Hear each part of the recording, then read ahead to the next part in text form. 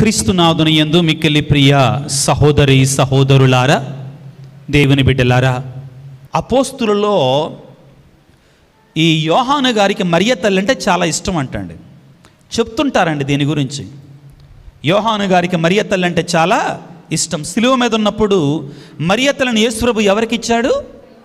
యోహాను గారు. తద్వారా మనందరికీ కూడా, అంతే కదా, మనందరికీ కూడా ప్రసాదించాడు. యోహాను గారు మరణించిన తర్వాత చెప్తూ ఉంటారండి పునీతులు, పరలోకానికి వెళ్ళగానే వెతుకుతూ ఉన్నాడంటండి. ఏం చేస్తున్నాడట? ఎవరి కోసం? ఎవరి కోసం? మరియ తల్లి కోసం.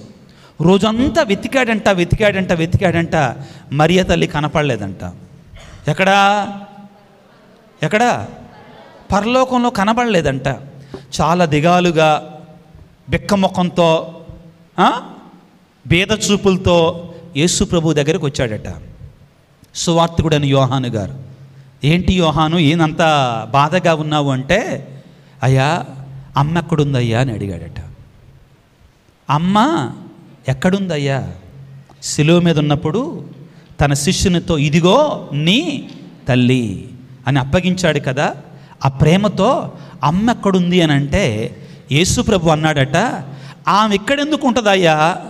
మళ్ళీ భూలోకములో ఎవరైతే కష్టాలలో ఉన్నారో, ఎవరైతే తన బిడ్డలు బాధలలో ఉన్నారో, శ్రమలలో ఉన్నారో, వాళ్ళకి సహాయం చేయటానికి, వారి మొరలు ఆలకించటానికి, వారికి తోడ్పడటానికి ఆమె మళ్ళా భూలోకములో తన బిడ్డల మధ్యలో సంచరిస్తూ ఉంది అని చెప్పాడంటండి యేసు ప్రభు. Hallelujah, praise the Lord, praise the Lord, praise the lord.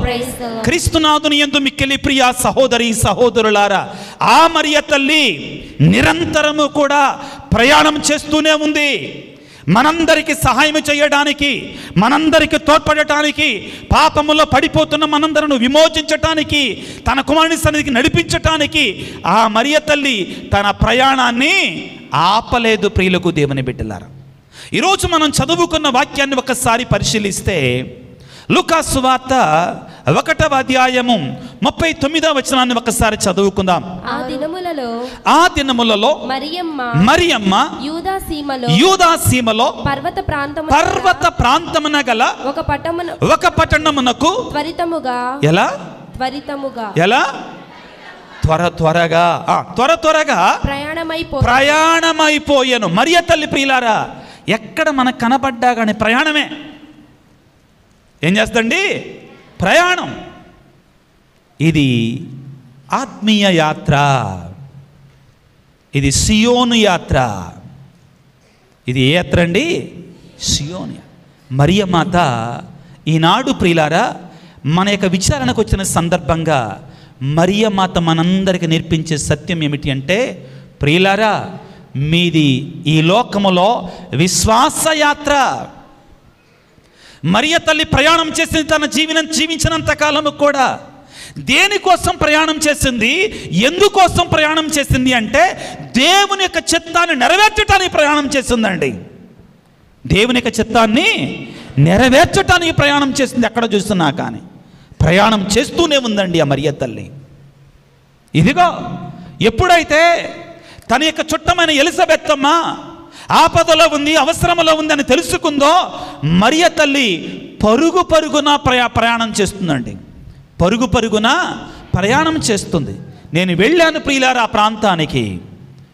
ఇశ్రాయేలు దేశంలో ఉన్నటువంటి ఆ నజరేతు ఆ ప్రాంతాలను నేను తిరిగాను. ఆ మరియ తల్లి నివాసం ఉంటున్న నజరేతు నగరము నుండి ఎలిజబెత్తమ్మ ఉన్నటువంటి ఎన్కెరీం అనేటువంటి పట్టణానికి వెళ్ళటానికి 140-135 మైళ్ళు, 170 కిలోమీటర్లు మరియ తల్లి పరుగున ప్రయాణమై వెళుతుంది. ఎందుకని? ఆపదలో అవసరతలో ఉన్నటువంటి ఆ ఎలిజబెత్తమ్మకి సహాయము చేయడానికి. మరొకసారి చూద్దాం ప్రియులకు దేవుని బిడ్డలారా, లూకా సువార్త 2వ అధ్యాయము 4-5 వచనాలు చదువుకోవడానికి ప్రయత్నం చేద్దాం. యోసేపు దావీదు వంశస్థుడైనందున గలిలయ సీమలో ఉన్న నజరేతు నుండి యూదయ సీమలో ఉన్న దావీదు గ్రామముగు బెత్లెహేమునకు జనాభా లెక్కలో తన పేర్లు చేర్పించుకొనుటకై తన భార్యయు ప్రధానమైన గర్భవతిని మరియమ్మను కూడా వెంట పెట్టుకొని వెళ్ళను. హల్లెలూయా. ఏం చేస్తుంది మళ్ళా మరియ తల్లి? ఎక్కడికి వెళుతుంది? బెత్లెహేము నగరానికి ప్రయాణమై వెళుతుంది. ప్రియులారా, ప్రియులకు దేవుని బిడ్డలారా, సమయం తక్కువగా ఉంది. ఫాదర్ గారు చెప్పారు, మళ్ళా తర్వాత కార్యక్రమాలు ఉన్నాయి అంటున్నారు. కాబట్టి ప్రియులారా, మరియ తల్లి ఒక చోట కాదండి, ఇది ఒక ప్రత్యేకమైన అంశం. ఏమిటంటే మరియ తల్లి మనకి ఎక్కడ కనపడ్డా కానీ ఆ తల్లి పరిగెడుతూనే ఉంది, ప్రయాణం చేస్తూనే ఉంటుందండి, ప్రయాణంలోనే ఉంటుందండి. ఆ తర్వాత మనం చూస్తాం, దేవుడు అంటాడు, హెరోదు రాజు చంపబోతున్నాడు పిల్లవాడిని, ఆ పిల్లవాడిని తీసుకొని ఐగుప్తునికి వెళ్ళమంటాడు. మరలా ప్రయాణం ప్రియులారా, మరలా తిరుగు ప్రయాణం. ఆ తర్వాత యెరూషలేమునికి ప్రయాణం అవుతుంది మరియ తల్లి దేవాలయంలో కానుక అర్పించటానికి. ఆ తర్వాత యేసు ప్రభు 12 సంవత్సరాల వయసులో ఉన్నప్పుడు ఆ యొక్క బాలయేసును తీసుకొని యెరూషలేము నగరానికి ప్రయాణమై వెళుతుందండి. మరియ తల్లి జీవితం అంతా ప్రయాణం ప్రియులారా. సిలువను మోస్తూ ఉండగా యేసు ప్రభు ఒక్కళ్ళే సిలువను మొయ్యలా. 4వ స్థలాన్ని చూస్తే మరియమాత తన దివ్యమాతకు ఎదురుపడుట.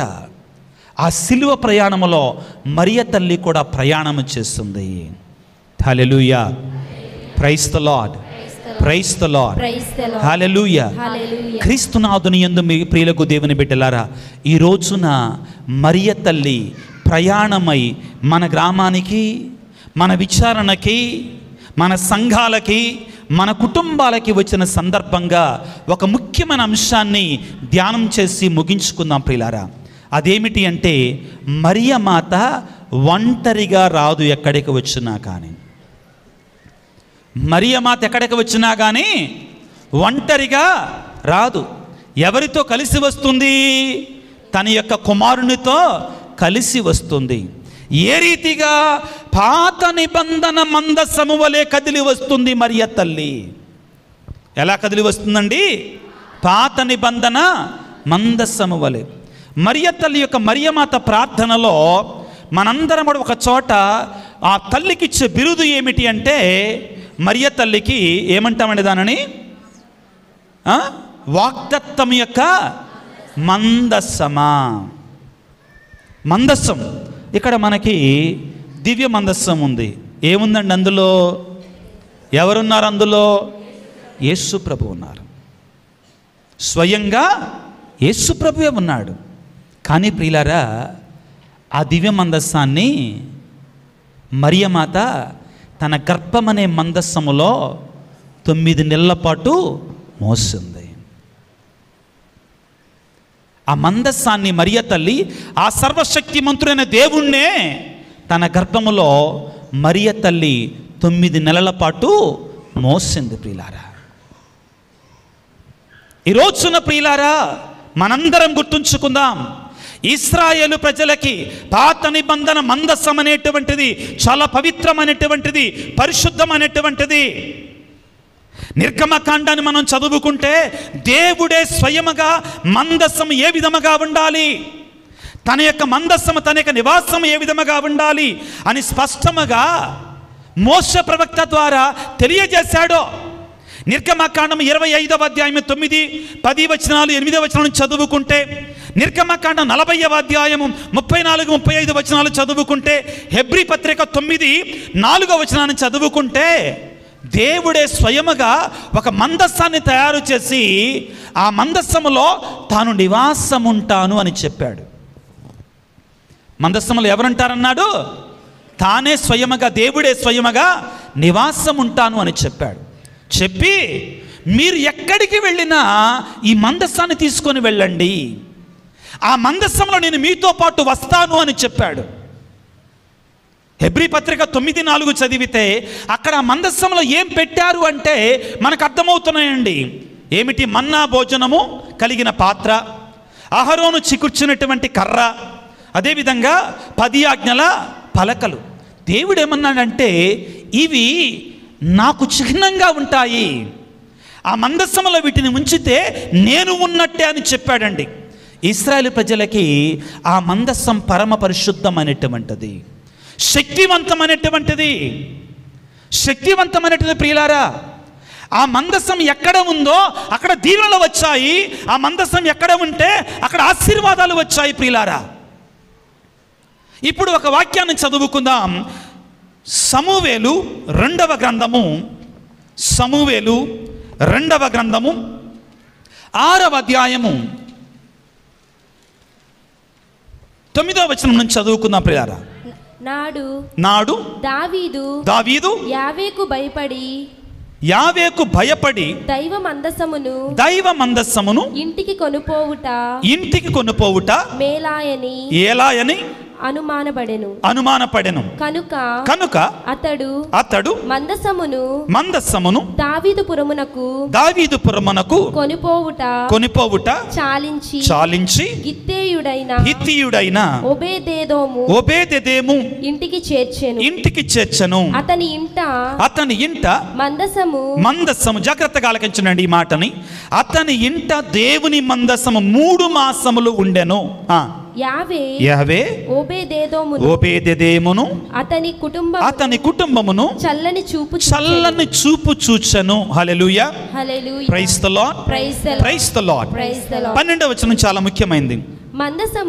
మందసము మూలముగా యావే ఓబేదెదోమును అతని కుటుంబమును అతని ఆస్తిపాస్తులను వృద్ధి చేసెనని దావీదు వినెను.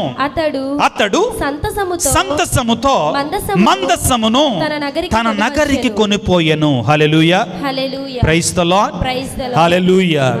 ప్రియులారా, జాగ్రత్తగా ఆలకించండి.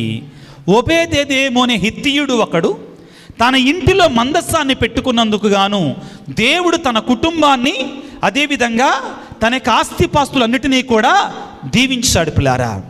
ఇప్పుడు ఇందాక ఒక మాట చెప్పారండి, ఏమిటి? వాగ్దత్తము యొక్క మందస్సము.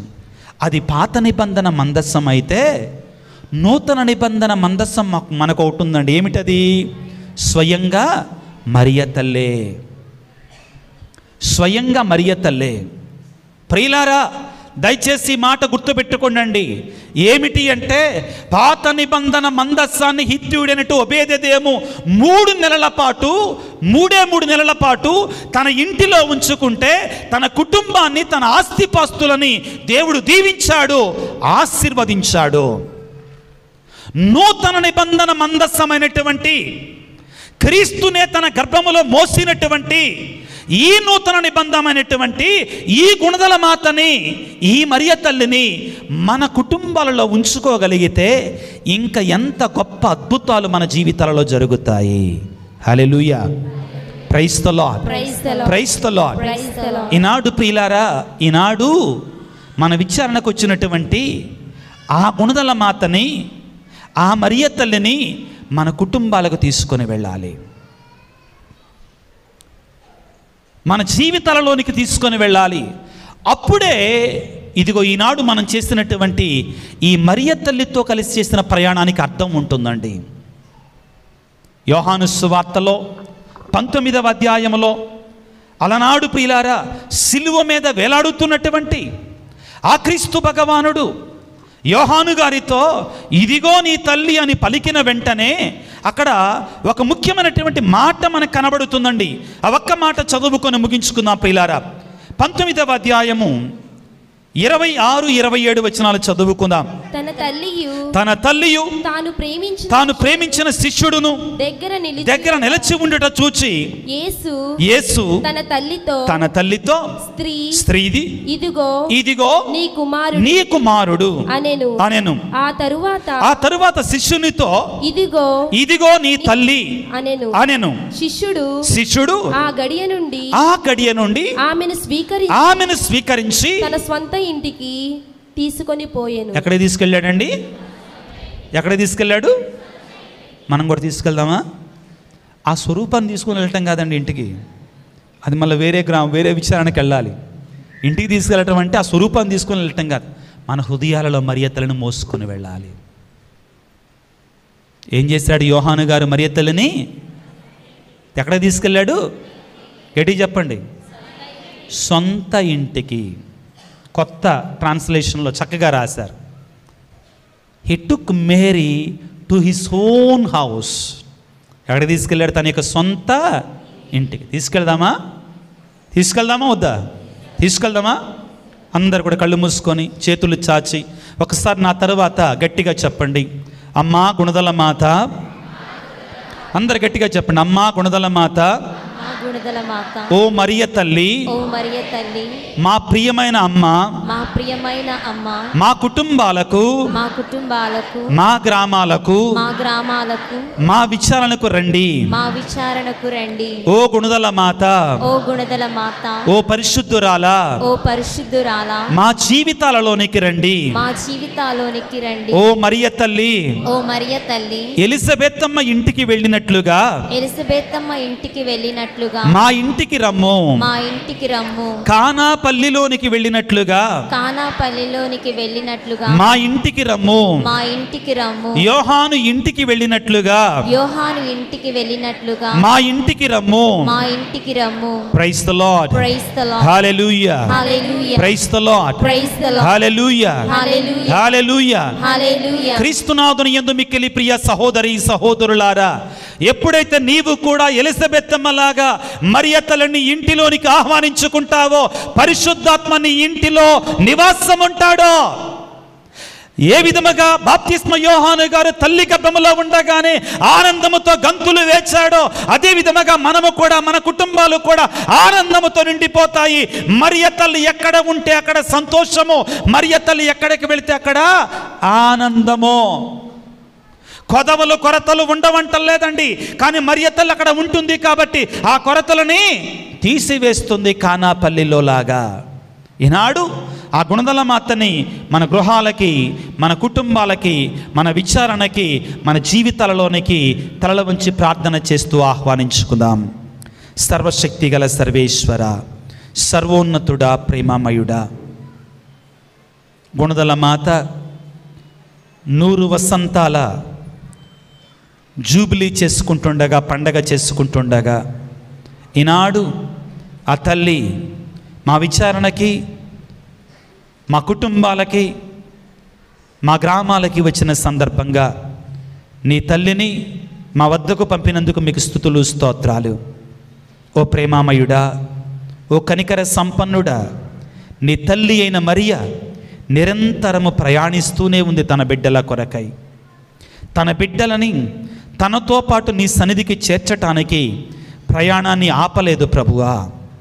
మేము కూడా ఈ విశ్వాస ప్రయాణములో మరియ తల్లిని తోడుగా ఉంచుకొని మా సొంత ఇంటికి ఆహ్వానించుకొని ఆ తల్లి ఇచ్చేటి పరమానందాన్ని, ఆ తల్లి ప్రసాదించే పరిశుద్ధాత్మని, ఆ తల్లి ఇచ్చేటి నిన్ను ముఖ్యంగా మా కుటుంబాల్లో ప్రతిష్ఠించుకునేలాగా మమ్మల్ని దీవించమని, మరి ముఖ్యముగా ఈనాడు ఎన్నో విచారణ ఉన్న ప్రతి గ్రామాన్ని, విచారణ గురువులు, సహాయ గురువులు, ఇక్కడ పనిచేస్తున్న సిస్టర్స్, ఉపదేశులు, మరీదల సభ్యులు, ప్రత్యేకముగా సంఘ పెద్దలు, యవన ప్రాయంలో ఉన్న బిడ్డలు, యువతి యువకులు, చిన్నారి బిడ్డలందరినీ కూడా అమ్మా తల్లి మరియ మాత, గుణదల మాత నీ మధ్యస్థ ప్రార్థన ద్వారా దీవించమ్మా, ఆశీర్వదించమ్మా. మేమందరము కూడా నీ అడుగుజాడల్లో ప్రయాణం చేస్తూ పరలోక తండ్రి చిత్తాన్ని నెరవేరుస్తూ దేవునికి మహిమకరంగా మా కుటుంబాలకు, మాకు దీవెనకరంగా జీవించులాగున మా కొరకే ప్రార్థన చేయమని మా ప్రభు అయిన క్రీస్తు ద్వారా వేడుకొనుచున్నాము తండ్రి. ఆమేన్.